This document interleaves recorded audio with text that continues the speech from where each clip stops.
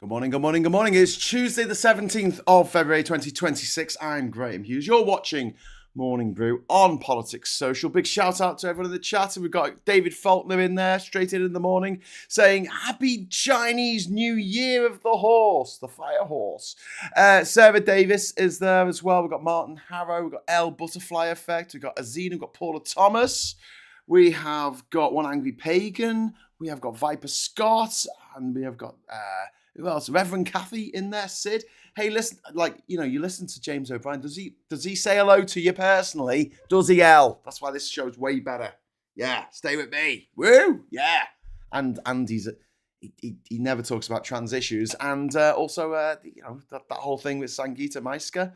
Yeah, that left a bad taste in a lot of people's mouths. Just saying. Hashtag just saying. Okay, let's listen.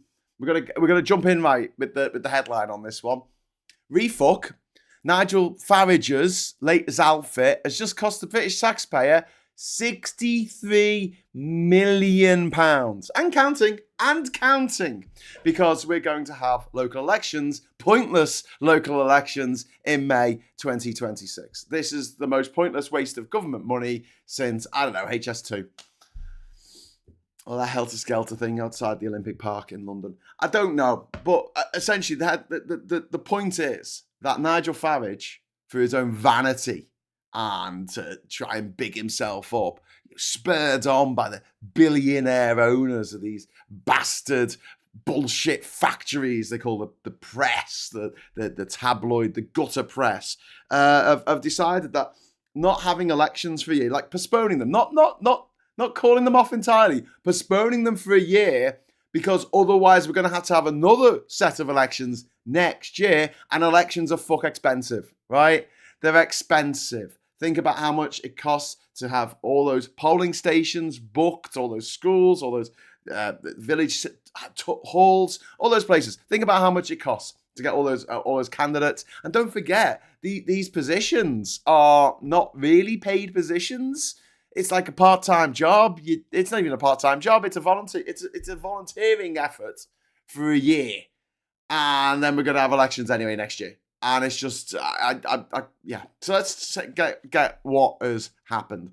The government has confirmed that local elections will go ahead in May.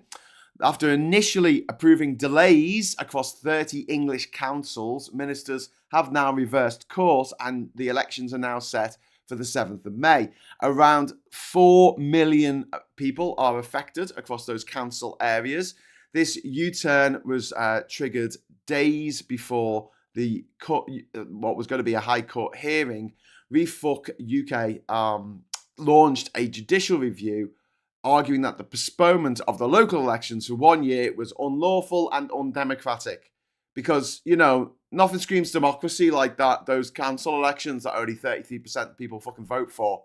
Yeah, oh God, that's all the democracy. That's all the democracy you can eat for 1 year. Hang on, what? For 1 year, to put some volunteers in for 1 year, and it's going to cost the taxpayer $63 million. And that's just money allocated for the election, by the way. That's not paying for all the admin of changing over the names on the doors or whatever they have to do once these people are sworn in for 1 year, for 12 months, if that.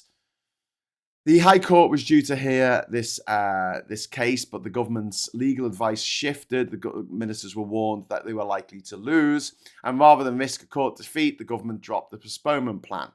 The fact that the financial consequences of this, the government has to pay Reform's legal costs, reported to be at least 100,000, which they don't need because they've got all this money from crypto, pedo millionaires, billionaires living in fucking Thailand and the UAE and on little fucking St. Thomas Island or whatever it's called, little fucking Thomas Tinkle Island with the Epstein, the E-list crowd. Yeah, they're all funding the refuckers.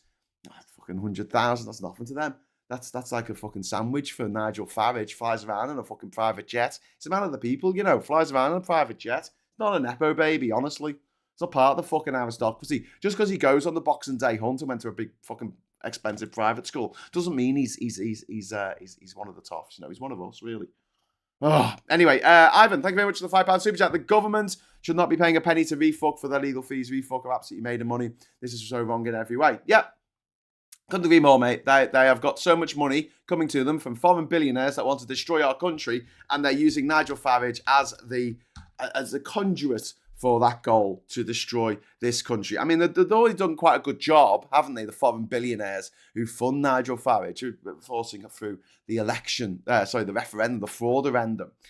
Foisting on us. They said, it was a landslide victory. No, it wasn't. It was 52-48, if that. I mean, as far as victories concerned, that's hardly a fucking landslide. What, 4% difference? 3% actually. On a vote share of not everyone voted. Not everyone voted. And those who did vote, a fuckload of them voted to remain, But the Farage lot, they had the money, and whoever spends the most on advertising in a referendum wins, because they're so democratic. They're so very fucking democratic. Those referendums where the one side that spends the most on advertising invariably fucking wins.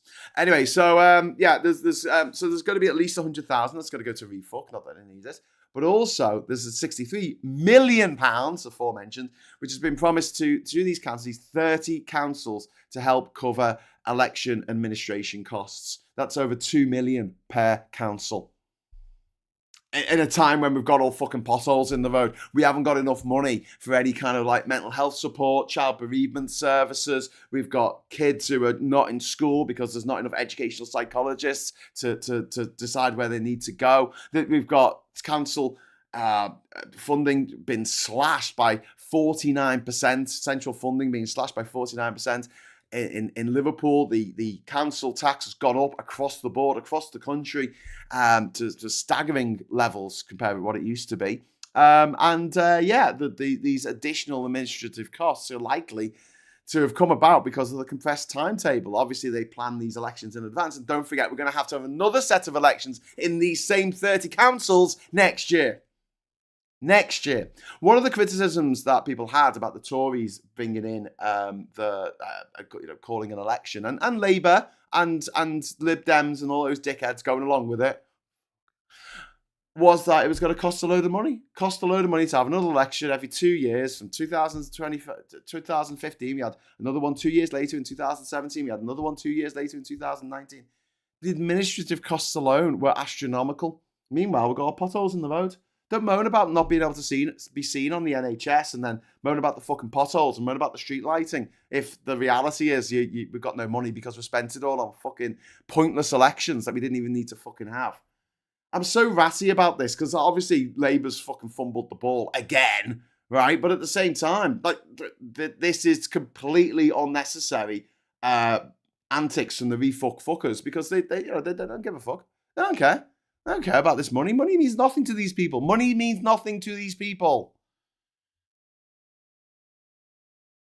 Nigel Farage obviously claimed victory, framing it as, "We took the government to court and won," and the opposition leaders described it as another humiliating U-turn. And a lot of Labour MPs are reportedly livid at how this was handled. So let's talk about why the government tried to postpone the elections. It's because of the local government reorganization plan. So the government is restructuring two-tier or areas, right, where you have a county and district council. The plan is to merge smaller authorities into single-tier, what they're calling unitary councils. Some existing councils are effectively due to be abolished entirely or merged with a bigger one. And the official justification of this was that ministers argued that it was a waste of taxpayers' money, and that's the headline. That's what we need to keep saying. A waste of taxpayers' money to hold elections for councils that may cease to exist within a year. So you imagine, a council decides to do something. What are they going to decide to do? Are they going to decide to put a tram system in? Are they going to decide to, plant a fucking forest? Are they going to decide to rebuild the village hall? Well, good luck with that, getting it done in 12 months. Anything that they try and do isn't going to be fucking done in a year. So they're not going to do anything. I'll tell you that now. They're just going to sit around fucking eating biscuits and talking about how much they hate this country because it's got people from other countries. I don't like the people from other countries. Blah, blah, blah, blah. You know what they're like. Bloody arseholes. So, the official justification, they claim that running elections would distract from implementing reforms, and they framed it as a practical and financial decision, not a political one, which it absolutely was, because some of the councils that agreed to it were Tory councils. And you know, the councils requested a delay. They had to apply. They had to say to the government, can we have a delay on this? Because there's literally no point in running it. 21 of those councils are Labour-led. 9 of them aren't. And this triggered the accusation of a partisan stitch-up. But the underlying political context here, obviously Labour's polling has deteriorated significantly since the 2024 landslide when a centralist Labour Party got elected under centralist dad Keir Starmer, and then everyone started going, oh my God, they're so centralist. I'm like, yeah, that's what the government, that's what the people voted for. I'm sorry we hate living in a democracy full of dickheads, but that's what we are. We're in a democracy full of dickheads, and people voted not for the hard left alternative, which they were given in 2017 and 2019, which was fundamentally and resolutely rejected by the electorate. No, instead we had a centralist government that was probably going to be a bit socially conservative, and it is. I mean, they haven't broken any of the manifesto promises yet, I don't think. Just saying. I mean, this is like going in off the, you know, you read a book and you think the film's going to be just as good. This is not my Heathcliff. Yeah, you know it. Ivan, thank you very much for the £5 super chat. Very kind, very generous this morning, Ivan. And now there is a new far-right party, Restore Britain. They could help split the right wing. No, yes, fingers crossed for that. Restore Britain, backed by South African, Canadian, American Elon Musk. You know, the guy who likes Hitler. That guy who likes doing Hitler salutes. That guy, yeah. The guy who's killed hundreds of thousands of children across Africa with his Doge cuts. Him. Yeah, that gobshite, yeah. He's funding a new party called Restore Britain. And one of the first things they put out, I think it was Rupert Lowe put this out, or one of them. He said, just because you have a British passport doesn't make you British. What? What? Yeah, it does. Absolutely. What are you talking about?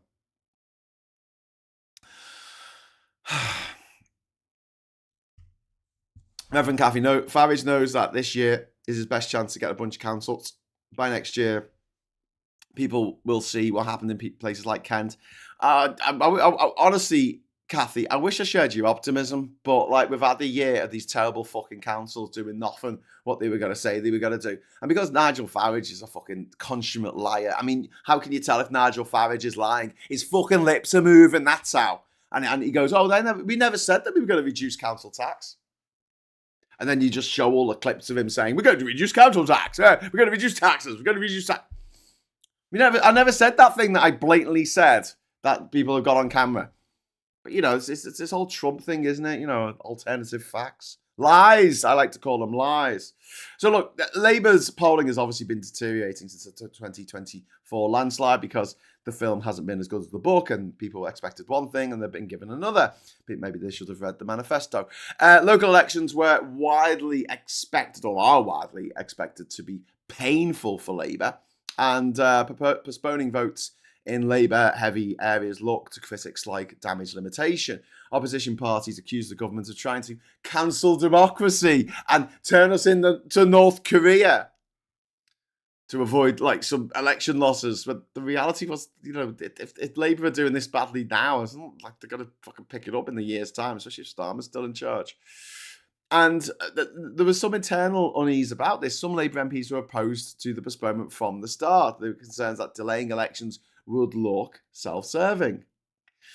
And once again, Starmer has marched all of his men and women up to the top of the hill and left them there to die on that hill. Yay!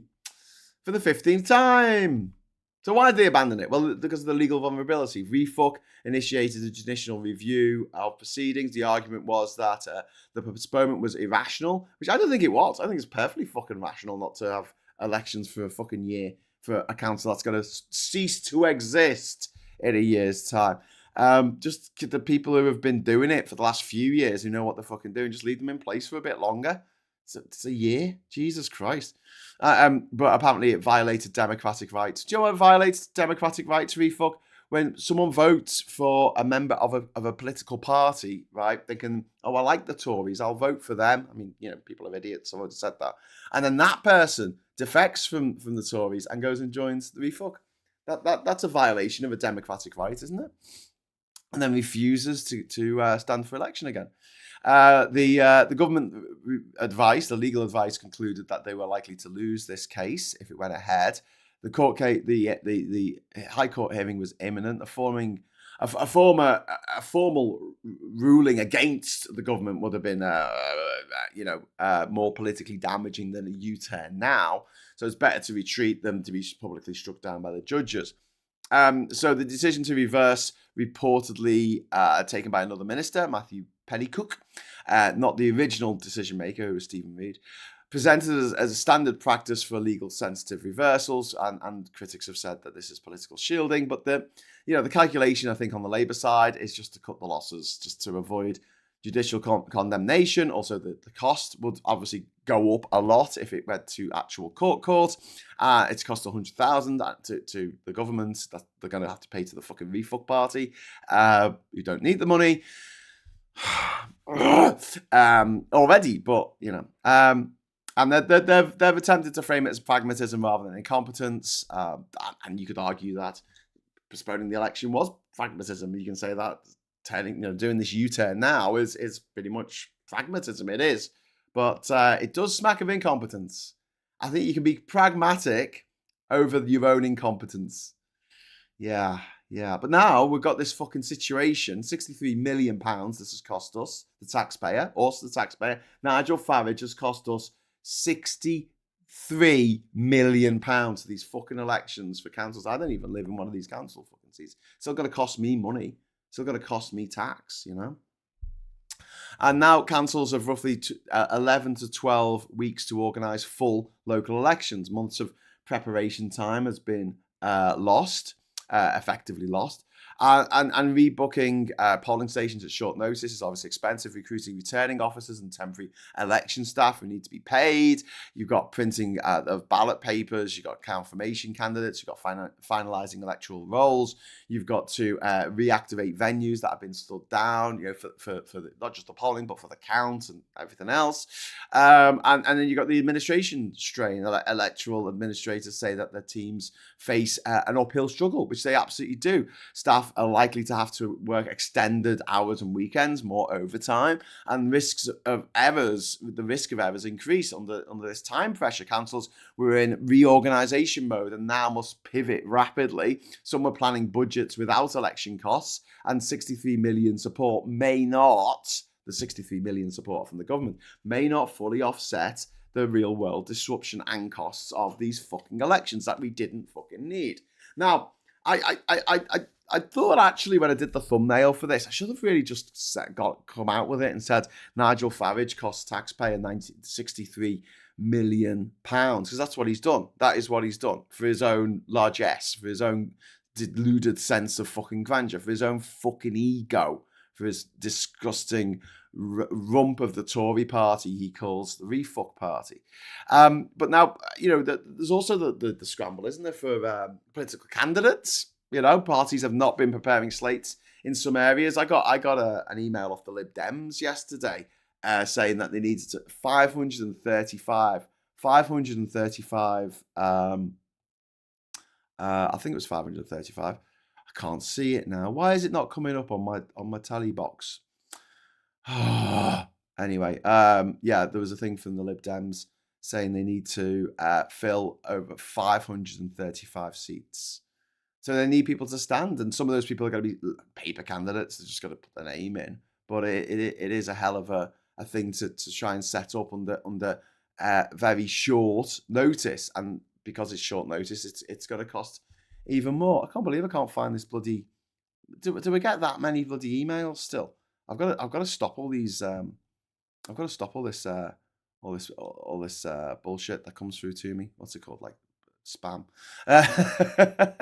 Oh, my Google One storage is 70% full.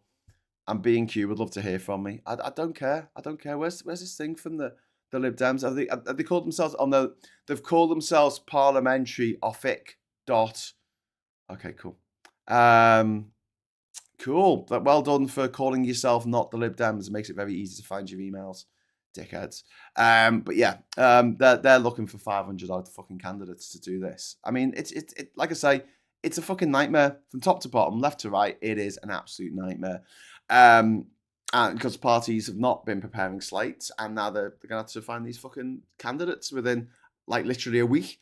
Reform and Conservatives appear more energised than Labour in most regions. And this really helps Refuck. This is a narrative victory for Refuck. Refuck can say it's defending democracy, which is funny because it normally does anything but that. Farage frames this as proof Labour tried to cancel the elections, which they didn't. They were going to be postponed because the boundaries were being redrawn and some councils were being wound up entirely, and there was just no point in putting someone in a part-time post for a fucking year. They're not going to get anything done.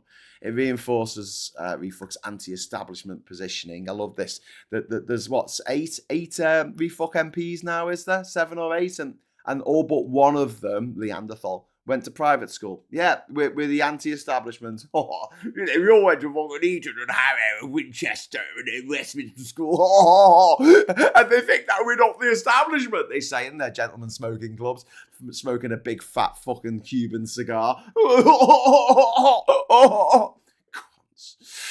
Sorry. Oh God, I just demonetized me fucking stream. Oh dear. Anyway, so look, and also Refuck have got some courtroom credibility out of this. Reform successfully forced a retreat by the UK government via legal action, and this signals organisational seriousness, not just process politics. They've got a lot of fucking money. They've got a fuckload of money, and Labour needs to get its thumb out of its arse and stop foreign donations coming into UK political parties. They need and political party donations need to be fucking capped. You can't be getting 9 million from some twat in Thailand who's made all of his money from like getting money for helping the Russians to keep their economy afloat, to helping the Russians to bomb innocent women and children in Ukraine. Moya Man, thank you very much for the £5 super chat. We're also excited in July 24th as I thought grown-ups in charge, but the constant U-turns. He needs to go as stinks of incompetence and ammunition for Refuck. Yeah. But the problem is, the best person, I think, to replace him, the person who might be most popular as Prime Minister, is Andy Burnham. And he's not an MP at the moment. So if we do get rid of Starmer now, or just after the May elections, which may well happen, whoever replaces him isn't going to be that good. And I really don't want Wes Streeting to be leader of Labour. Or the country, for that matter. Anyway, so the voters always use local elections to punish governing parties. This is nothing new.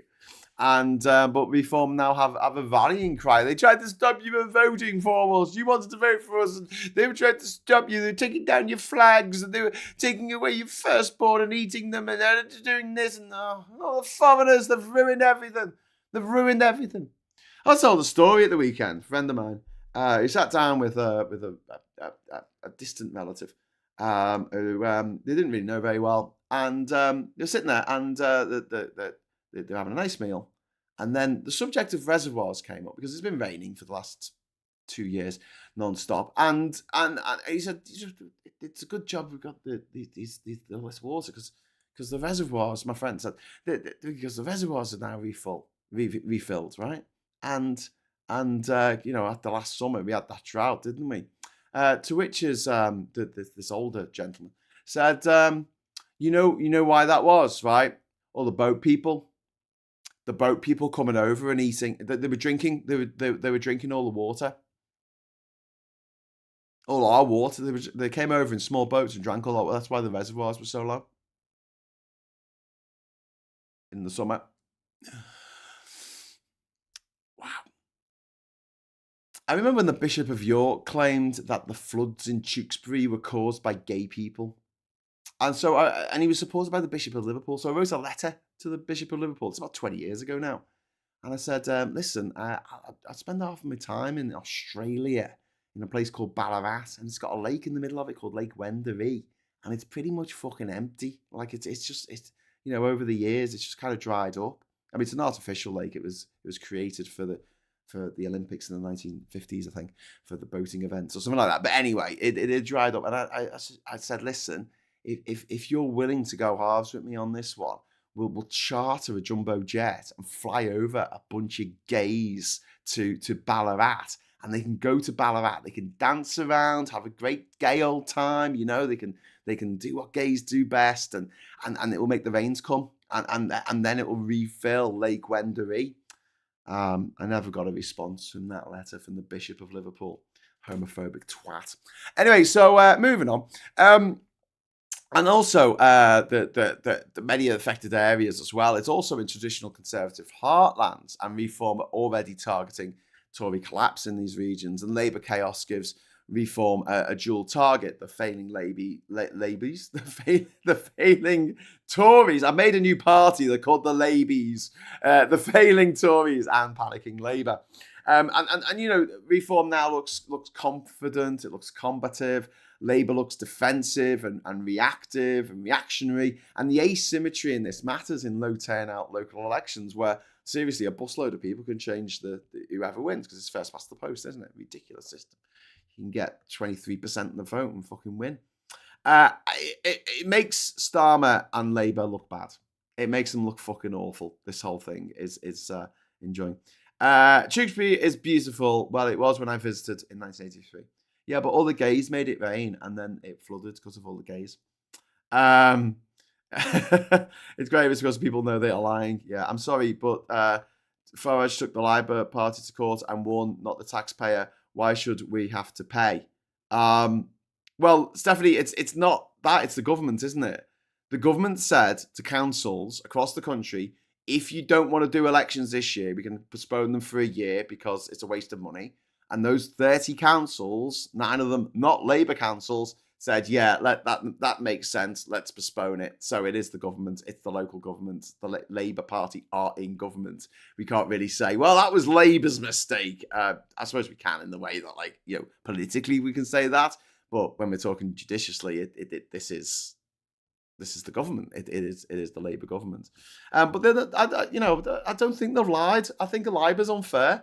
Read the manifesto. They're doing exactly what they said they were going to do. If you disagree with what they said they were going to do, that's fair enough. But like, I don't think there's much in the manifesto. Have a look on Full Fact for how far they've got through their manifesto. And I'm sorry, it wasn't the manifesto that we wanted. It wasn't the manifesto I wanted, but it was a manifesto that most of the country was prepared to well, I'd say most of the country, because the first past the post system, it wasn't even most of the country, but most of the country spread out. More voters in certain constituencies voted for Labour than voted for any other party. Which is why they've got a big stonking majority of 150 and a mandate to carry out their manifesto promises. And to a large extent, they're doing that, even when they're forced to change course on stuff. The wonderful thing about a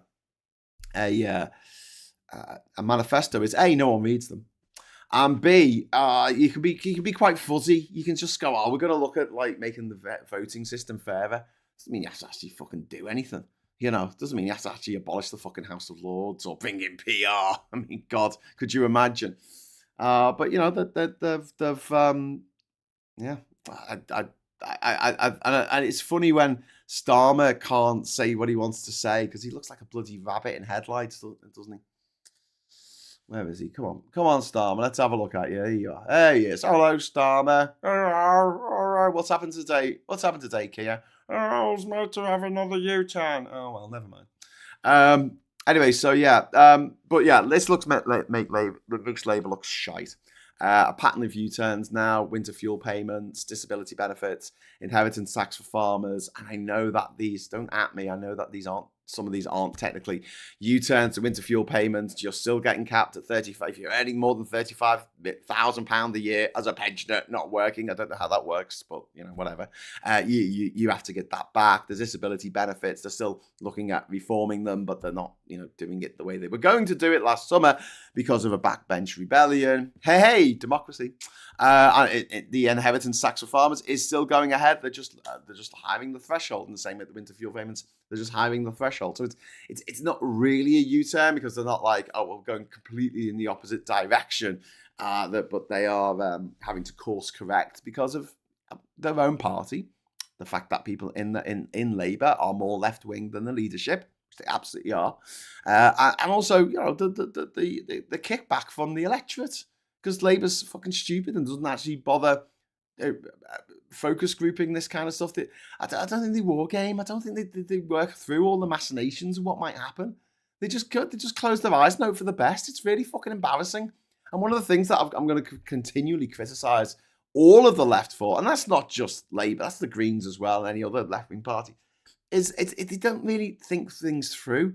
They like to go, oh, we'll do this, and then they try and do it, and they fall flat on their face, and they walk around going, oh my God, who would have expected this to happen? A failure of imagination, and this is where the right always catch us out. There was a failure of imagination that people on the left would vote for fucking Brexit, but they did. People on the left were conned into voting for Brexit, something that would make the poorest people in this country, the poorest families, even fucking poorer, would push millions of British children into absolute poverty. And people on the left were conned into voting for it.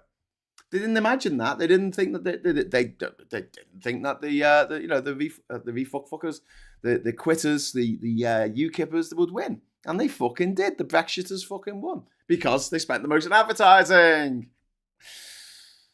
A failure of imagination. They didn't think Trump would win the first term. Then they didn't think that he would not go to jail. They thought, oh yeah, he'll definitely go to jail, won't he, for those crimes he committed. He didn't go to jail. Then they thought, oh, he'll never win after fucking mounting an insurrection against the US fucking parliament, the Congress building. He's not going to get it after stealing all those documents and selling them to whoever wants to fucking buy them, leading to the results of 150 American agents being assassinated around the world. No. After the phone call to the governor of Georgia asking for 11,750 more votes. No, he's done. He's cooked. He's pressed the big red button. Trump is done. Failure of imagination. And we've got the same problem here. People going, oh, it's fine. They'll turn it round. They'll turn it round. I don't want to panic anyone because we do need to fight against it. And when I say I don't think Farage is going to win an outright majority in the next election, I genuinely don't think that he is. But he will if we don't fucking fight against him now and start pointing out to people what a fucking gobshite he is. And I am worried that the fact that Labour lost our council here in Durham, replaced by a refuck council who have been absolutely fucking useless, and yet most of the people around here still think my refuck are fucking wonderful, and Nigel Farage is, manna from heaven. And I don't think, I think he's a fucking, a massive shit that's been shat out by a fucking cacodemon. Ms. Paula Thomas, thank you very much for the £5 super chat, but the government had decided the other way. Farage would accuse them of wasting money with 2 elections a year apart. Yeah. Oh, yeah, absolutely. That's the way the game works. That's the way they play the game. But the lack of imagination, I think, is what holds the left back. And people like me, when I go, oh, well, this could happen, it's thinking about possible futures, to be shouted down, people go, no, there's no chance. There's no chance of that happening whatsoever. And then it fucking happens, and I'm like, okay. We need to hope for the best, obviously, but we do need to plan for the worst. And Farage is the fucking worst. He is going to Trumpify this country. He is going to bring in things into this country that are going to fuck us up, that are going to absolutely fuck us up. I mean, look at what's happening in America right now. I mean, not just the innocent civilians being shot on the street, but the fact that you've got Europe and now Britain has now decided that they're going to create a new money exchange system so that they don't have to use Visa and MasterCard anymore.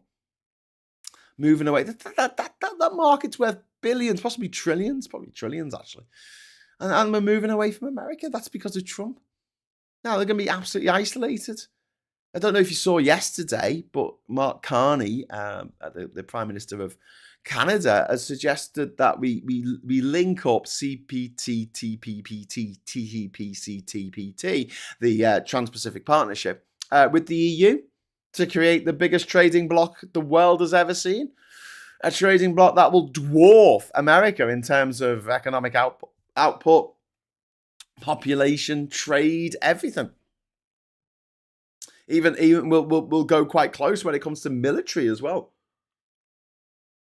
Altogether. So the funny thing is, Britain is, for some bizarre reason, after we left the EU, we've become part of the Trans-Pacific Partnership. So this is a way kind of back to our old trading deals that we used to have with the EU via Vietnam and Malaysia and Brunei for some fucking reason. Okay, fine. If that's the way we have to get back into Europe, I'll take it. Kind of fucking crazy, that, isn't it? But yeah, back to Labour looking shite.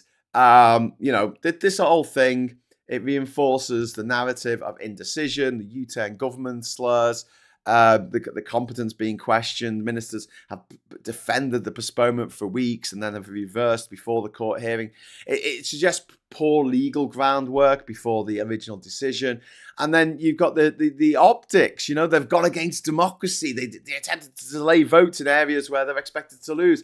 Now, the funny thing is that all these fuckers fucking love Trump. They want Trump here. They want the same thing that Trump is doing to America, shooting innocent women in the face for looking at them funny. They want that here. They want people coming down the streets and smashing down doors, taking children for their beds and putting them in cages. That's what they want. They want people screaming on the streets, blowing whistles, saying they're here, like when the Gestapo was kicking down doors in Nazi fucking Germany. They want that here, right? And so they fucking love Trump. Do you know what, though? Trump's going to try, and we know he's going to try, to overturn the fucking midterm elections. He's going to try and fuck them up one way or another to try and win, because he knows he's going to get his arse handed to him. And he's already said that he's thinking of nationalising the elections in these 15 states that don't like him. And do you think that Nigel Farage is going to go against that? Do you think Nigel Farage is going to go, oh, no, you can't do that. You can't do that. No, we're not having that. Of course he's not. He's absolutely going to be like, yeah, that's fine. He's going to be like, that's cool. That's cool. And this is the thing, this, even though it's technically defensible, it's politically toxic. And Labour, they just haven't got a nose for politics or the new age of populism in which we live. They're still fighting elections like it's, I would say it's the 1970s, but I'm going to go back even further. It's like the 1950s. I wouldn't be surprised if I got a telegram off the fucking Labour Party telling me what their election proposals were. Stop. We want to ban fox hunting trails. Stop. Oh, Jesus, stop. And Labour MPs are reportedly furious, which is, understandable. Again, they're like another U-turn. Some believed that the postponement was a mistake from the start, like I said, and now they must face voters amid confusion and anger. And Starmer likes to present himself as a pragmatist, but, he appears more reactive than strategic. I mean, I don't think it's very pragmatic to be constantly chasing the error, to be constantly trying to course correct. And it shows the weakness that our government has against a party with, 7 fucking posh MPs and one dickhead. Well, they're all dickheads. 7 posh MPs and a former fucking coal miner who are like, forcing the government to retreat on something that was a mutually agreed thing with 30 fucking councils. It's not like they said to these councils, you're not getting elections. They said to these councils, do you want to do elections? Some of them said yes. Some of them said, yeah, we are going to have elections, even if it's for a year. Some of them said no. 30 of them said no.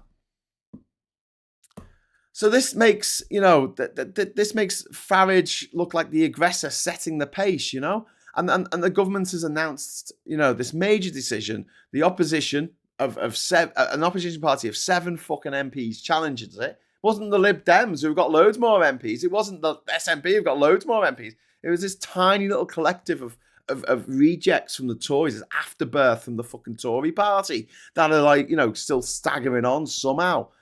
The Tory party's fucking own little fucking private abortions. We don't want you in our party anymore. Okay, I'm going to join Refuck then. I didn't get a lordship. I wasn't given a gong. I'm going to join the Refuck party. As Liz Truss joined Refuck, yeah, she will. Guarantee it. Take that one. Liz Truss will join Refuck, and they'll make a big thing of it. We got former Prime Minister Liz Truss, and I don't know if she does, right? If she does, They might try and stop it because it's not going to look good for them. It's really not going to look good for them. But then again, it didn't look good for the fact that Farage said that he welcomed the Liz Truss mini budget and called it the best budget since Thatcher. Since Maggie Thatcher. Jez says he's not pragmatic. He's a floppy, aimless dong. Yes. But yeah, the fact that refuck fuckers can do this, the opposition, they're not even the official opposition. They're not even second in line for the opposition. That's the Lib Dems. Not even third in line. That's the SNP. This is But the government folding to this smacks of instability at the top at the worst possible time, of course. Ivan Ambrose, thank you very much for the £5 super chat. It's just given me a whole lot of extra work with online campaigning and envelope stuffing. Yeah, I know. It just fucking, and it's all Nigel Farage's fault because he wanted to get his headlines today in the newspapers. And Labour, they likely face punishment voting. This always happens in local elections. It happens in midterms in America. And voters are angry about the cost of living, public services, political chaos, and now that they can add, now they're trying to cancel us voting, they're trying to stop us voting. Which is funny because the Farage lot would have it so that you had to bring your birth certificate and your passport if you wanted to vote. They're more likely to curtail the ability to people to vote. Don't forget, it was the Tories who brought in voter ID, which is just ridiculous to counterweight the fact that when 27 million people went to the polls, 2 of them pretended to be someone that or they weren't, or voted twice because they had fucking dementia or something.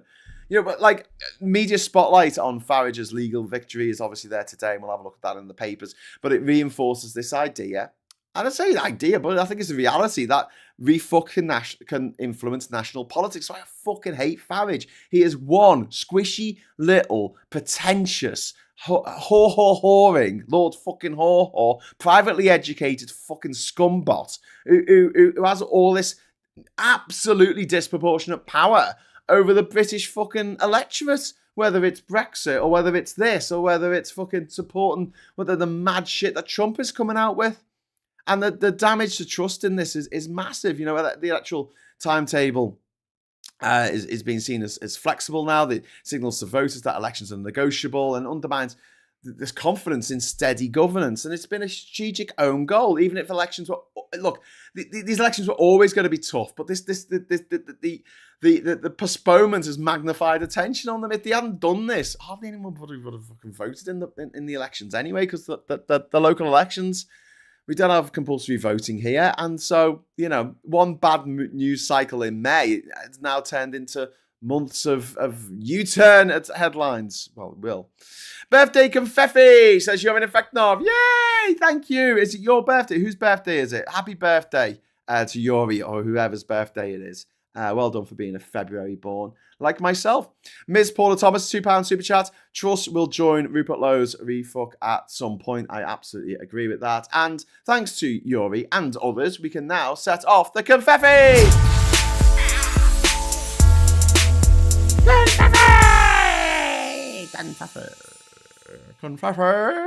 Confetti. Okay, cool. So there you go. But the core takeaway here is that government has tried to postpone the elections to ease administrative burden and costs during a reorganization of local councils. But refuck have said, no, we're not doing that.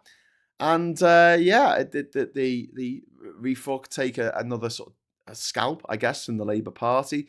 And Labour look weak, indecisive, defensive, tactically clumsy. It's not looking good. It's not looking good. In politics, perception of weakness can be more damaging than the original mistake. Oh, so yeah. But yeah, you're going to be paying for this. You're going to be paying for this organisational fucking chaos compressed into 11 weeks. And the overtime, the political candidate rush, the taxpayer implications of all this. Nigel Farage has just cost us £63 million. That could have gone to local governments, local councils, to fix the fucking potholes that everyone's complaining about. It's my birthday today. Woo! You're in fact not 54 today. Oh, mate, congratulations. You don't look it. You're awesome. You're awesome. Thank you. Thank you. You're the best. You're the best. Happy birthday. Happy birthday to you in Effectinov. Who is Studio 54 today. That's very cool. That's a cool number. One angry paper says, my family is poor, yet we have not had to use a food bank since before Labour got in. My 15-year-old brother had full of meals since Labour got in. Won't argue on the trans stuff, though. Yeah, Labour have been fucking shite with the trans stuff. It's been particularly painful, especially to members of the trans community. And I'm just hoping that all of this attention and the injustice of it all is going to filter through, and some people who are not trans themselves, but regard themselves as being on the left wing, will actually, change their mind on it. There's two fucking massive blind spots on the left when it comes to prejudice and bigotry, and that they're both used as weapons against the left, and they're both used, because some people on the left just don't get it. They've got their own ideas in their fucking heads, but they think that it's acceptable to be a socialist, to believe in social cohesion, to believe in community, to believe in society, to believe in working together for a better future for all. But also they believe it's okay to be transphobic because that's defending women's rights. Or they believe it's okay to be anti-Semitic because that's defending Palestine. And it's fucking not. It is fucking not. And I hate the way that when a white guy goes and does something fucking horrible, which is every second of every fucking hour of every fucking day of every fucking year, right?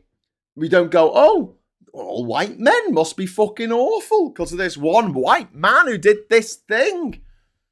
You never get that, do you? Do you know what you do get? You know what you do get? You get this, you get it with ethnic minorities.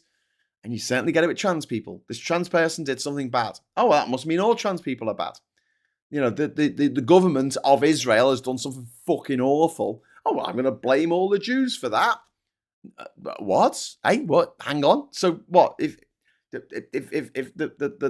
twats in Jakarta decide to go and invade fucking East Timor, are you going to blame all Muslims across the world? All the way over from Morocco, Mauritania, all the way over to fucking the Sulu Islands of the Philippines. Oh, okay. I stop it.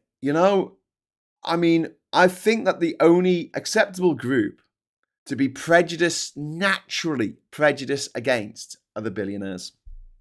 I think they really do have to prove their fucking worth. And if they can't, then, something might need to be done. But Labour should be leading the way when it comes to trans rights in this country. And the disgusting, horrible thing is, right? Look, I'm not going to beat around the bush. Reform will be worse, okay? Reform will be worse. But here's the reality. When the Tories were in under Theresa May, they were better than Labour are now. Can you fucking believe that? They were moving towards self-ID, something that's been adopted in 17 countries around the world with no fucking hassle. No one pretending to be the opposite sex in order to assault women. Something that never fucking happens. You're in fact enough. Thank you very much for the £5 super chat. That's very kind of you on your birthday. We're having a little Hobbit birthday here. We're having a little Shire Hobbiton Overhill Underhill birthday party here because Yuri, it's Yuri's birthday, but Yuri is giving gifts. Thank you, Yuri. I appreciate that. The refuckers must be bouncing around these right-wing parties like a ping pong ball in a Thai nightclub. Sorry. Oh my God. Jazz, Crocs are great. Oh God, don't start me on Crocs again. Don't stop. Don't fucking stop.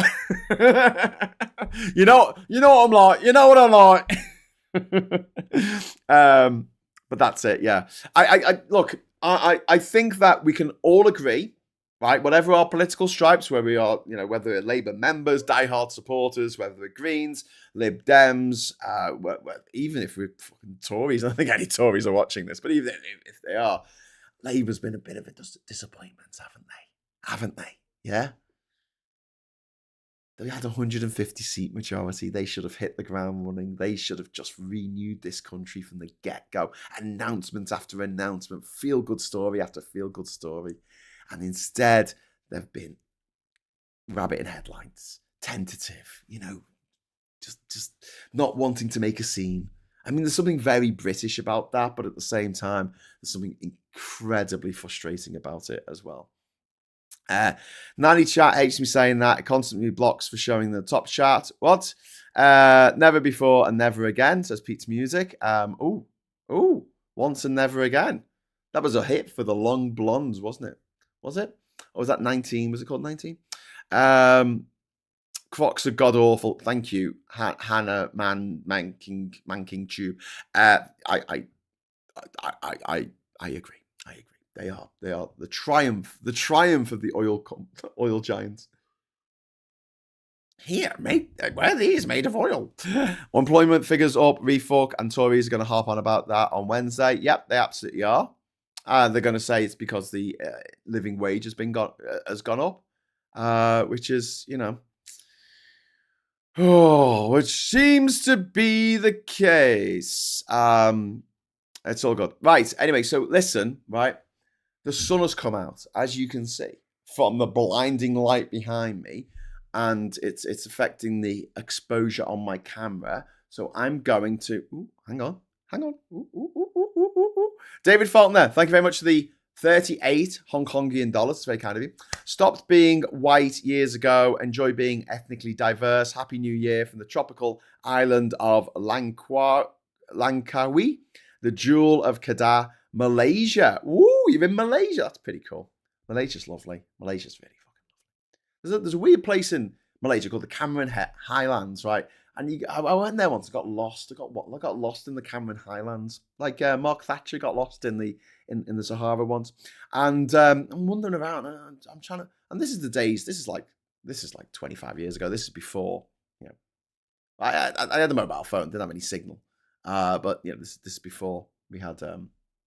In fact, I don't even know if I took a mobile phone on that journey because it was just too expensive. I didn't want anyone to call me. Anyway, so I got lost in the Cameron Highlands, and I've got my Lonely Planet, and I'm looking at the sort of the map in the Lonely Planet, trying to suss out where I am. And I turn a corner, and no word of a lie, right? There's an old British pub in there. There's an old British pub, and opposite is a red, old-fashioned Giles Gilbert Scott designed telephone box. I'm just like, what the fuck is going on? Honestly, I thought I was tripping. I was like, what? Because it's like dense tropical jungle. It's all like jungle plants and trees and everything everywhere. And you can hear the sounds of the jungle. And I just turned the corner and some fucker had built a fucking English pub. An old-fashioned English pub. I was like, okay. Went in and asked for directions. Jesse Jackson has died. Oh, shit. That's shit news. Oh, shit. Jesse Jackson. Oh. At the age of 84.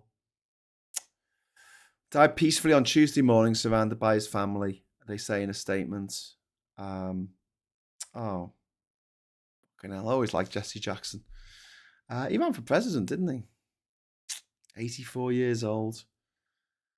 His unwavering commitment to justice, equality, and human rights helped shape a global movement for freedom and dignity. A tireless change agent, he elevated the voices of the voiceless from his presidential campaigns in the 80s to mobilizing millions to register to vote, leaving an indelible mark on history. Do you know what's tragic about that, right? He lived a good life. But what's tragic about it is he died while Trump was still in fucking office. Trump's still with us. Ivan, thank you very much for the £5 super chat. The trouble is, as a Labour Party member myself, not everyone has been disappointed for the same reasons and in the same ways. Ivan, I agree, mate. But people's experiences are all different, and what people prioritize is different. And a lot of people who watch this show, we are very much a part of the trans ally community here, and this is a safe space. It's a little safe corner of the internet where we can be ourselves and talk about what we care about, and we do marry up on most issues. I think most of us probably agree on probably 90% of what needs to be done. I think that the only big differences we have is like, how can this be done? You know, the practicalities of doing it, because it's all very well saying, you know, get rid of capitalism. It should be fucking great. But like the practicalities that you have to go through to get it. And this is something that I think is a problem for the left more than the right. The right don't have to keep to their promises. The right lie as easy as they breathe. Whereas the left are always held. They're always held to a higher standard and always held to their promises. And this is going to be difficult for the Greens going forward if they do make an electoral breakthrough in the next general election. Then some of the things that they want to do or say they want to do, they're going to have to actually fucking carry them out. And whether they can or not is not necessarily dictated by them. Events, my dear, events. Labour have wanted to do a bunch of stuff that, because of pressure from outside and inside the party, they've just not been able to fucking do. Whether they should have done it or not is another matter. But listen, the lightness behind me is pissing me off. So what I'm going to do is I'm going to see if I've got me little fucking ident here. Where's me little ident? Oh no, I don't have me ident. Oh, that's a bit shit, isn't it? I'll just run the intro. I'm going to run the intro, and then I'll be back with the curtains closed, so I don't look like the whole room is in heaven or something. This is not heaven. It's our spare room. It's our sofa bed. If you want to stay over, that's where you're sleeping.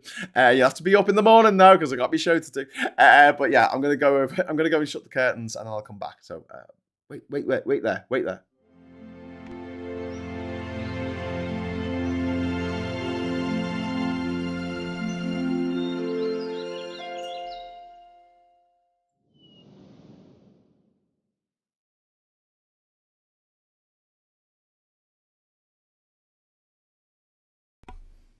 Okay, that's better, isn't it? Close the curtains. That looks normaler.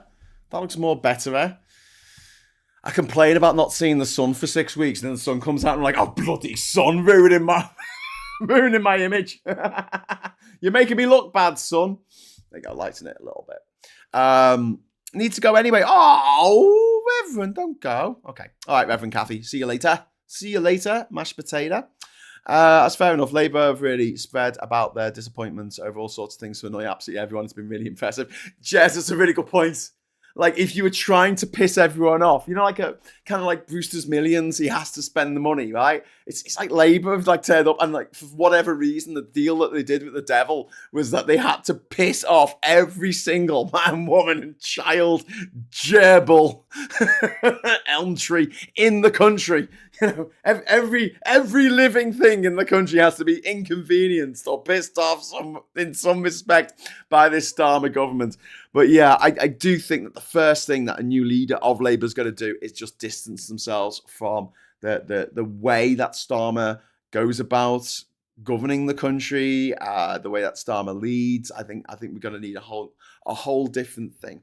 I know of someone who basically was married to a certain type of man for a very long time, who didn't want to do anything, go anywhere, just not interested in, you know, fun stuff, didn't help out with the kids, all that kind of stuff, right? And they broke up years and years ago. They broke up, and their next fella was the absolute fucking opposite of the guy they were married to. And I don't think they're particularly like unique in that. It's like you get out of something, you're like, I don't want that. I mean, we tried that and it was fucking shit. We tried that and it was awful. Can we do something else, please? Can we do something else? So I think that's what's going to happen. You're going to have pretty much the next leader of Labour will be I mean, depending on who it is, but will be very, very different in their leadership style to Starmer, who once appears very too tentative, you know, like he doesn't seem to want to grab the bull by the horns. He seems very timid. He seems like, you know, he considers everything very carefully before making a statement. But then the actuality of it is he'll say he's going to do something, and his government will announce something, and then they have to fucking row it back because he didn't do enough research. So you got this weird dichotomy of like, are you overburdened with an overabundance of overcaution, or are you just sort of saying that, oh, that'll work, and then being surprised when it blows up in your face again for the 15th fucking time? That's the one thing Labour have done well without fail. What piss everyone off. Andy says, if Reform get in, we're all screwed. The 51st state of gunland within a year. Yeah. And this is why, I want the Greens to pull Labour to the left, but at the same time, I kind of think, well, this is the Labour Party that people voted for. They were given a hard left party twice in 2 successive elections. They were offered a party that would have been the hardest left party we've ever had in the history of the country. And it was rejected by the voters, by the electorate. The electorate said, no, we don't actually want that. And then we were offered centralists, the usual stuff that Labour actually do when they actually win office, and people took it. I mean, a big thing there, obviously, is the fact that everyone fucking hated the Tories, and all things being equal, Labour would have had a 10-year run. They would have easily walked the next election, no matter what they did, because no one would have voted for the Conservatives. Unfortunately, we've got these fuckers coming up, and we've also got on the left. I mean, the Greens are doing really well at the moment, but don't be deluded to think that the Greens are deluded. That's a bit of a slur. Sorry, I didn't mean to say that. Don't be under the illusion, not the delusion, but the illusion that voting, that membership numbers translate to votes or seats. Actually, not votes necessarily, but seats in our parliament, because we have a really daft system. I'd like to get rid of it. I'd like to have a much fairer system, get rid of the first past the post system, and have a proportional representational system.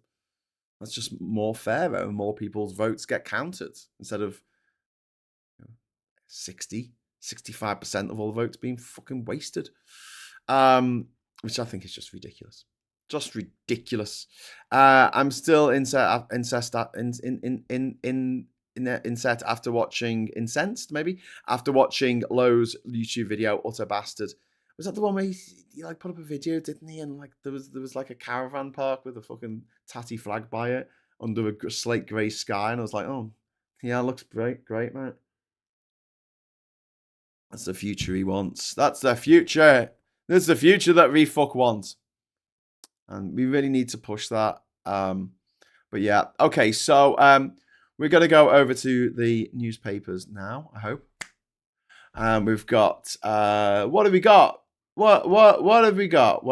We've got the Daily Telegraph here with a Twiggy interview. There was a dark side to the sword of the 60s. Oh, you kidding me? There was a dark side to the 60s.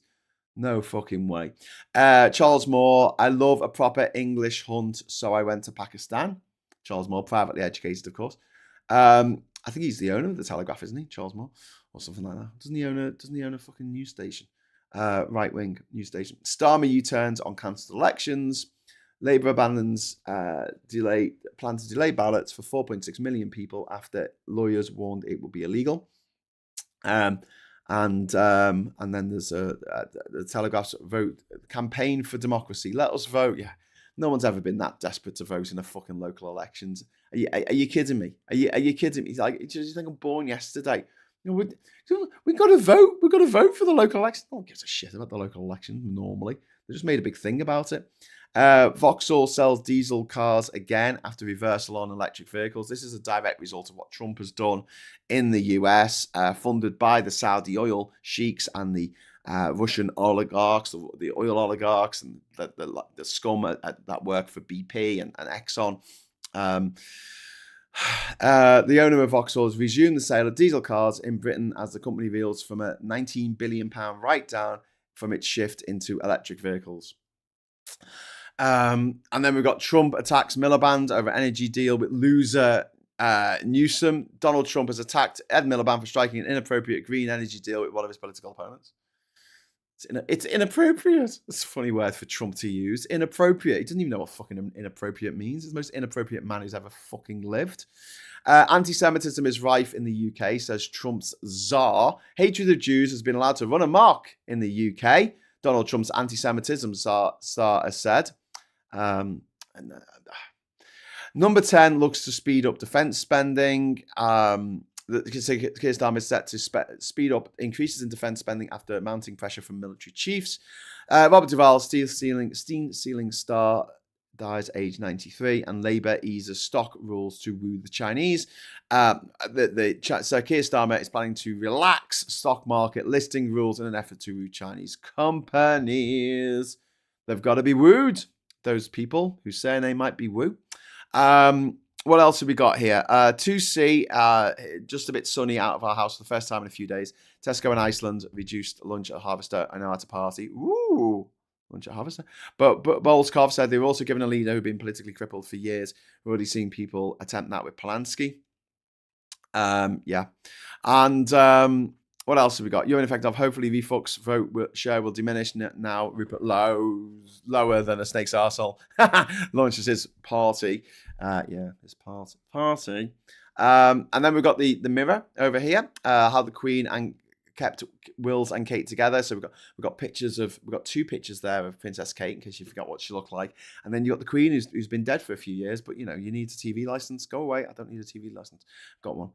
Farewell to a godfather of Hollywood. Robert Duvall dies at the age of 95.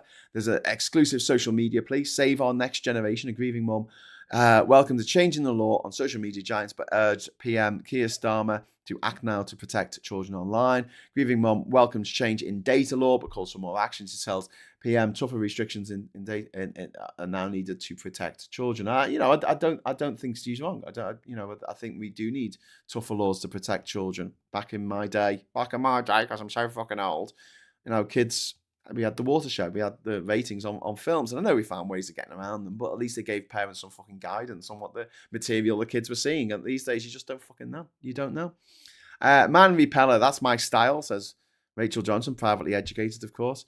Greenlanders get jittery, we don't want to live in hell, which is another name for Trump Menistan of the USA. We've also got Starmer's plan to delay elections abandoned. Council vote back on reform as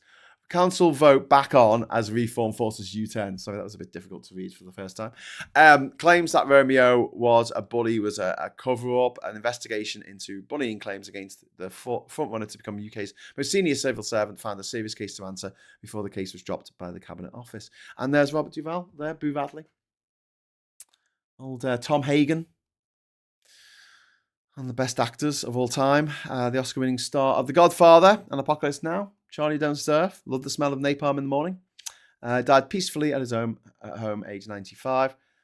We've got Biobank Watershed. Hopes have been raised for medical breakthroughs after GP records were linked to the UK Biobank for the first time in a watershed moment for the health sector. I really hope that that Planeteer have nothing to do with that. Runway cost claim. Airlines have warned that the £33 billion cost of building a third runway and other expansion works to Heathrow will add hundreds of pounds to the price of flights. Oh, cool. So more expensive flights for the new fucking... We'll have more flights and they'll be more expensive. Okay. Epstein go-between. The Ivorian president's niece acted as a go-between between Jeffrey Epstein by introducing him to her uncle. Government ministers and young women emails suggest. Iranian war games. Iran has become military drills in the Strait of Hormuz, a vital waterway to the world's oil supplies, for the world's oil supplies. We've got Carillion boss fine. The former chief executive of Carillion has been fined £237,000 for his reckless actions before the construction groups collapsed in 2018 amid an accounting scandal. And glamour of the cup. Wrexham's Hollywood story ownership under the ownership of Ryan Reynolds and Rob McEnany will continue with a home match against Chelsea in the FA Cup 5th round. Imagine if they win the FA Cup. That'll be interesting for the Hollywood movie that will ensue. Very, very profitable for the billionaire. That is Ryan Reynolds. He's a billionaire, apparently. Also, I've been told. Why a full fuck off? Why a full police inquiry into Andrew is the only way to restore trust in the monarchy. There's another picture of a former prince, but you need to remember what he looked like. Posh parties at Cruiser's 21st. Guess who wasn't there? Gandhi, Mother Teresa, Neil Armstrong, Bridget Bardot, Gregory Peck. Are we still playing this game? Princess Diana. I don't think Princess Diana was there. Or the Queen. In the 14th major U-turn, so that in some papers it's the 15th and some it's the 14th. Humiliated PM has to abandon plans to cancel local elections. Starmer forced to face the wrath of voters. Like there needs to be a little asterisk there, doesn't it? Some voters in some constituencies that are having some elections.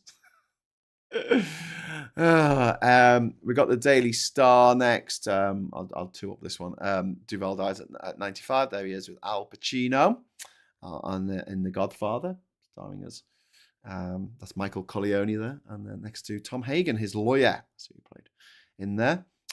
PM secretly plotting to lock us US back into EU. Is it the US secretly plotting to lock US back into EU? Or is it us, like the us as in, it's not very obvious. But there's a picture of a couple of royals there, in case you've forgotten what Catherine looks like. There's a picture of them there. Just, they came back from the brink. They came back from the brink. They did they? Okay, cool. And then, yes, another U-turn as elections are back on. The stop the pigeon. I like this on the front cover of the Guardian. Feathers fly over Britain's most divisive bird. Flying rats for some. Beautiful birds that you can send messages with for others.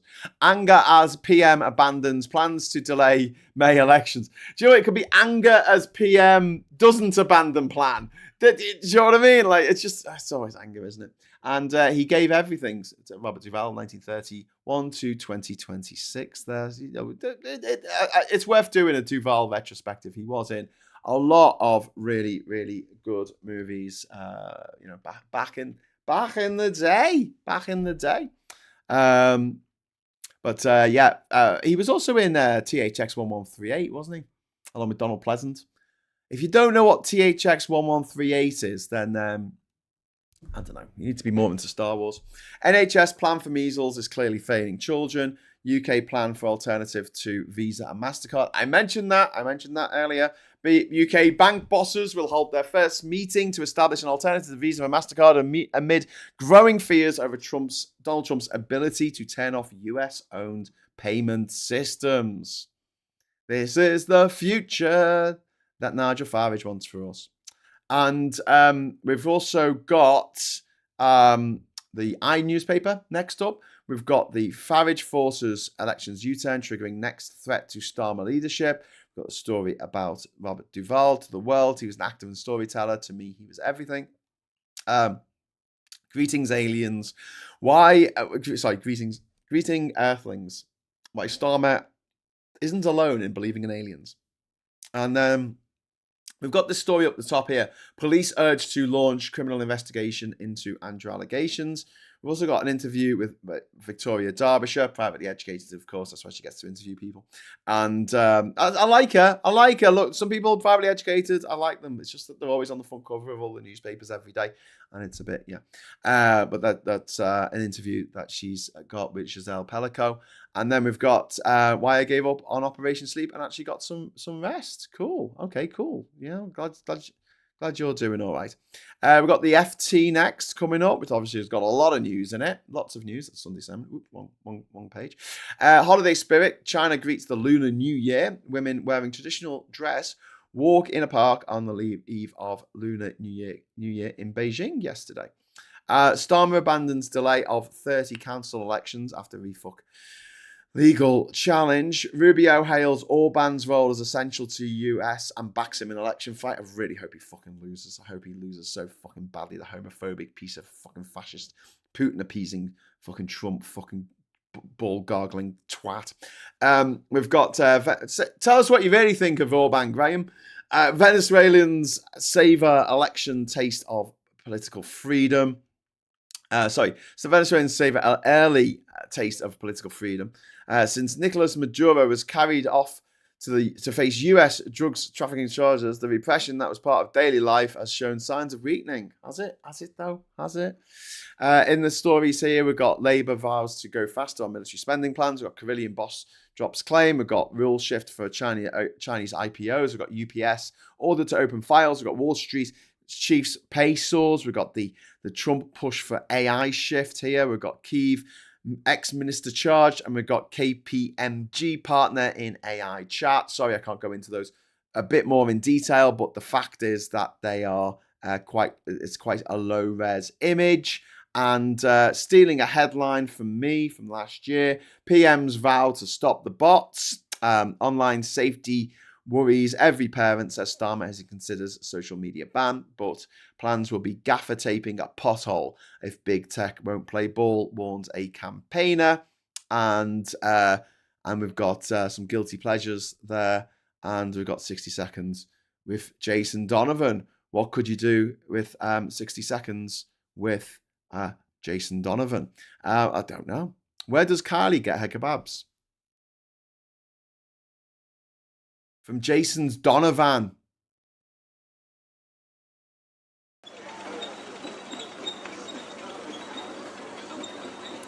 Oh, hello. Must have triggered the squeaky tank. Sorry about that. Okay, it's okay. I won't give up the day job. I thought Duval was brilliant alongside Michael Caine in Secondhand Lions. I've not seen that. Oh no, it's Michael Caine. I played 18 rated games when I was a child. My parents trusted me to play them. I know the difference between a game and reality. Yeah, mate, I got around fucking everything. I got around everything when I was a kid. You know, the ban on movies. You know, I managed to get a copy of Reservoir Dogs from France. I had a copy of Clockwork Orange from Denmark. They were banned in the UK for a bit. I had a copy. Yeah, but it's the guidance, isn't it? It's the guidance. So you have some idea of the content that your kids are seeing. You know that if they're watching TV, they're watching broadcast TV before the watershed, there's not going to be, you know, explicit sex. There's not going to be, you know, graphic violence that's going to, you know, keep them up at night. You're given some idea of what's in movies and all that kind of stuff. And, you know, some kids can watch whatever the fuck they like, you know, it doesn't affect them. They know it's not real. They know it's all tomato ketchup. But other kids can get really fucked up by this stuff. And if as a parent, you don't have any control whatsoever over the content your kids are eating, it's not good. Not good. Squeaky tank. Stop demanding squeaky tanks. We don't have to have a squeaky tank. Okay. Squeaky tank. Yeah, that sucks. A mixed race couple, Hungary, one of the few places we experienced racism as a mixed race couple. Yeah. I mean, don't forget, Hungary was on the side of the Nazis in World War II. People forget that. People forget it, but they fucking were.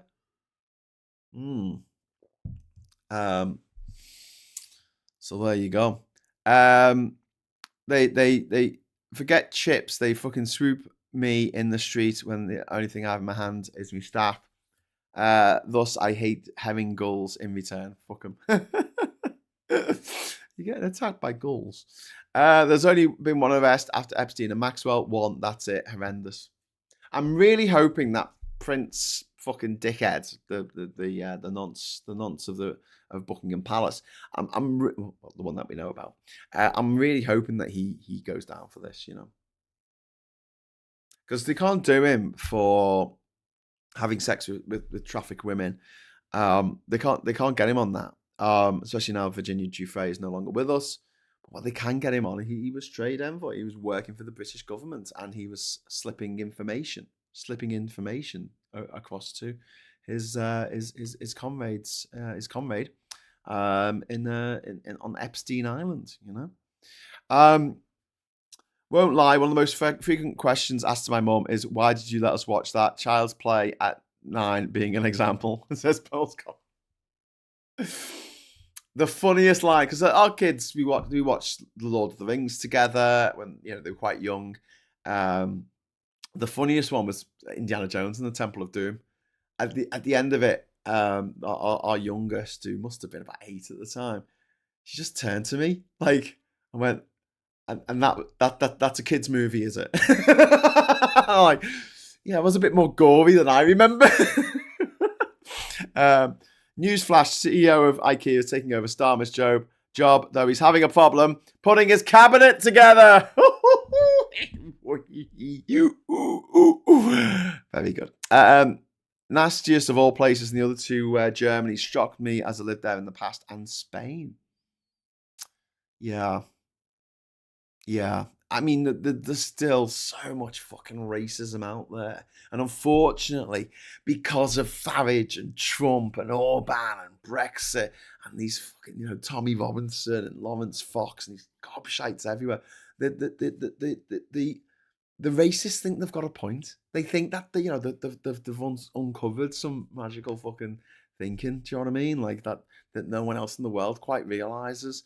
And the sad reality of it is, any racist I've ever met has nothing to be proud about in their life. That's why they're racist. Because the only thing that they can go yes about is the fact that they're white and or British. That's it. It's the only thing they've got in their life. I find that very sad. I really do. Have you not achieved anything? You've not done anything that you're proud of? Have you not learned something? Have you not made friends? Have you not, found someone who wants to be with you? Have you had kids? Like, well done. You've had kids. That's an achievement, mate. Well done. Are you not proud of that? No, not proud of that. Not proud of me children, because they all vote for the fucking Greens and the fucking the Labour lot, don't they? The bastards. Pete's Music says, dodge the squeaky tank. No, only I get the squeaky tank, Pete's Music. It's my tank, and I can use it when I want to. I could only do it when it was funny. Who Framed Roger Rabbit? I couldn't do it when it was great line. Elon Musk amplifying them makes it so much worse. Yeah. Elon Musk is a very, very damaged human being. He is a very damaged human being. When you think of the fact that his dad adopted his stepdaughter when she was 3 years old, she would have been a toddler, right? She was probably still in nappies at the age of 3, right? Being potty trained, right? 3 years old, and he was the father to this child from the age of 3 to when she was a teenager. And then when she was a teenager, he started having sex with her. That's Elon Musk's dad, Errol Musk. Think about growing up in that household in the 1980s in apartheid South Africa. Your dad, who is obviously clearly a fucked up individual, owned an emerald mine, an apartheid era emerald mine. God, he's a blue collar billionaire. That Elon Musk fella. No, he's a damaged individual, and one day I want him to fucking climb into a fucking K-hole and never come out. Thank you very much. Can you do that? That would be cool. They used to hang around in bakers' windows. Don't see them now. What the Musks? I've been stung twice. Arm first time, in the neck a second time. Last time was over 20 years ago. Is someone telling a joke about wasps? The joke about the wasp. The guy goes into the pet shop and he says, "Do you sell wasps?" And the guy says, "No." He says, "Oh, but you got one in the window."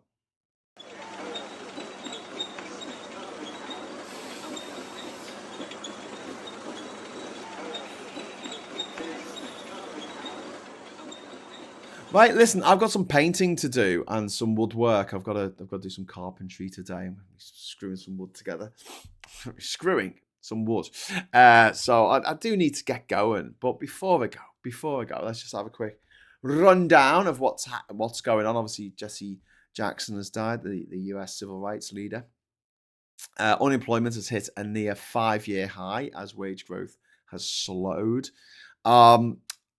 Hillary Clinton has accused the Trump administration of an Epstein Files cover-up in the BBC interview.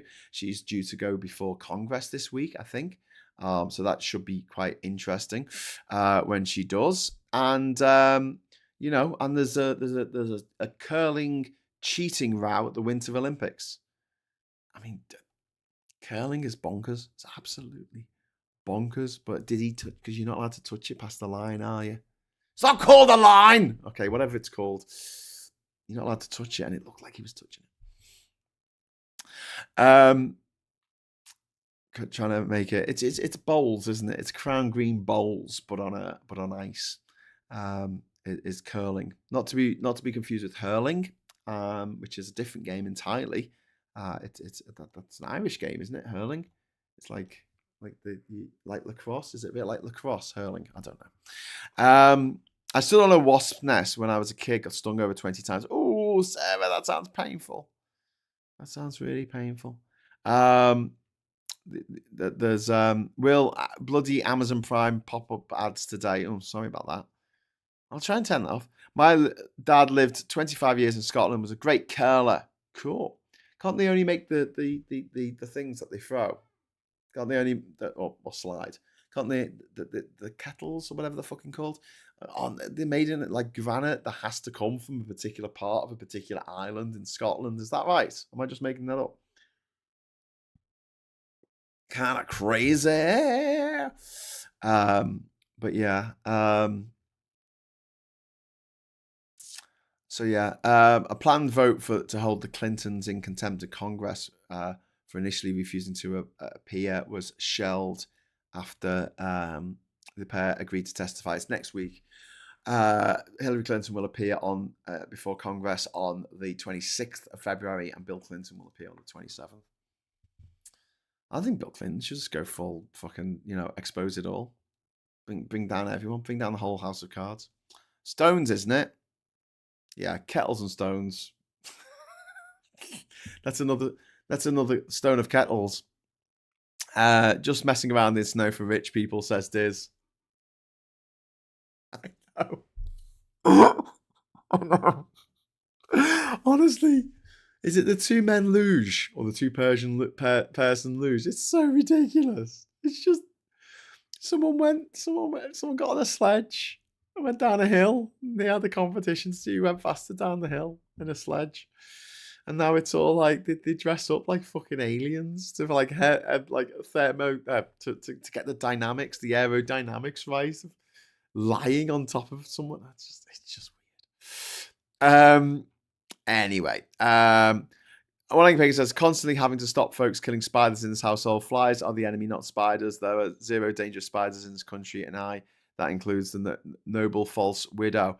Yeah, but you see, the thing is, one angry pagan is that no one really suffers from fly phobia. I don't even know what that would be called. Muscophobia, is it? What's the fear of flies? Have I just made up a whole new word? Fear of flies. It is called. Oh wow! It is called. I can't even pronounce this. Pteronarchophobia. Yeah. Pteronarchophobia. Pteronarchophobia. That is fear of flies. So there you go. The intents. It's also, you're not going to believe this. You are not going to believe this in a million years. Also known as muscophobia. Who knew that? Who knew that without looking it up? Thank you. How did you know that, Graham? Well, there's a constellation in the sky called the Fly. It's called Musca. So I thought, well, if that's the name of the constellation in the sky, then the phobia of the flies must be Musca. Fucking, that was a good guess, wasn't it? Anyway, but its real name is pteronarchophobia. Not a lot of people suffer from the fear of flies, and yet thousands, millions, maybe billions of people suffer from arachnophobia, fear of spiders. Why? Well, because quite simply put, back in the day, the people who weren't scared of spiders got bitten by the spiders and they died, and they didn't pass on their genes because you can't fuck if you're dead. That's actually That's actually the subtitle of On the Origin of Species by Charles Darwin. It says you can't, in inverted commas, like Wuthering Heights film, it's you can't fuck if you're dead. So yes, humans developed a fear of spiders, snakes, heights. Well, not necessarily irrational, because they can kill you. And the people who weren't scared of them fucking died and didn't pass on their irrational fear. Perfectly rational fear. So yeah, don't worry. We're not going to run out of spiders anytime soon. Do not worry. Do not worry. It's a noise that blue bottles make. It's horrid, but it's annoying. What about Elon Muskophobia? Well, yeah, exactly. Mr. T says, I have a phobia of birds. Ooh, that's interesting. There was a Russian serial killer with hundreds of victims that also had a phobia of flies. Yeah, the phobia of flies. So he went out and killed hundreds of people. That's very strange. Watched a technical vid on curling yesterday. If you do the same and need Kath to explain it, lots of physics. The Winter Games mainly is complicated falling. The biggest competitor is gravity. You're not wrong, Ernie. You're not wrong. I honestly, it is for rich people, though. It is like a weird game for rich countries, rich people. But there you go. Ornithophobia. That'd be fear of birds, wouldn't it? But we're not Australian, Graham. We're not Australian. I know, but this is embedded in our DNA. Because the people who weren't scared of these things didn't necessarily pass the DNA. Well, some of them did, obviously, because there are people who aren't scared of spiders and there's spiders that make them jump. But I do find it really fucking weird that I can glance at what looks like an insect for a second, right? And if it's a spider, I will jump. If it's a crane fly, which, looks like a fucking daddy long legs that fucking flies, I don't. How does my brain know? How does it count the legs that fast? How come my brain doesn't go, a flying spider, which you would expect for a crane fly because of the big dangly legged weirdness. But yeah, reminds me, I need another electric tennis bat. Last year there was a wasp and followed through on the swing, hit the garden chair. Chair survived. Oh God, electric tennis racket here too. Lol. That's why we're scared of comets. Comets? Are we scared of comets? I think the dinosaurs are scared of meteorites. Sarah says, wow, Graham, no flies on you. Thank you. I need to sort out the squeaky chair. This chair is far too squeaky. Okay, so I'm gonna get going now. I hope you don't mind that. I'm gonna go and I'm gonna get some scruffs, do some work, and I'll be back. I'll be back tonight at 7:30 with Ollie Bowler Hatman. I'm going to be doing Geoscope and talking about the shit that is going down around the world. And until then, I'll say thanks for watching. Thanks for the lovely chat this morning. If you want to continue the chat, head over to the Discord server, which is open to any person who has joined the channel at some point. So if you want to join the channel, just hit the join button, pay a couple of quid, and then you should be able to see in the messages, in the chat messages, things that I never look at on Facebook. What the fuck? We're not on Facebook. On YouTube, go and have a look on the posts, and there is a link there that should allow you to get access to the Discord server, and you can carry on the chat, and you can talk about how much you hate spiders and how much you love flies, or vice versa. Up to you. No one likes flies, do they? No one likes flies. A muscophiliac. Graham's got a fly. Oh, very good, Sarah. Very good. So I'll be back tonight at 7:30. And if you can't make that show, I'll be back tomorrow morning at 9 o'clock. So until then, just want to say thank you so much for watching. Give us a like on the way out. We always like a like. Hit that big thumb. And also, if you will be so kind as to subscribe, if you're not already subscribed. And if you are subscribed, please hit the bell notification icon in case we do a special show. Talking of special shows, this afternoon, probably about 5 or 6 o'clock, depending on when I decide to do it, I'm going to be putting on the episode of The Intersection that we recorded last night. Rachel Harris and Hannah Janes talking about the latest bullshit from the British judicial system against trans people. And it's a really, really good episode. We pre-recorded it. I'm going to be running it as a premiere. So if you want to join in with the chat as it is streaming, you are very welcome to do that. Don't forget, it's not live, so we won't be able to respond to people in the chat talking. But if you want more of that stuff, please, watch it, give us a like, share it with your friends, and it'll be an episode of The Intersection, probably 6 o'clock tonight, and then that will run into 7:30. That we'll start on the old Geoscope. Right, is that everything done? Can I go now? I think I can. Until next time, thanks for watching. Hello, good evening, welcome, and goodbye.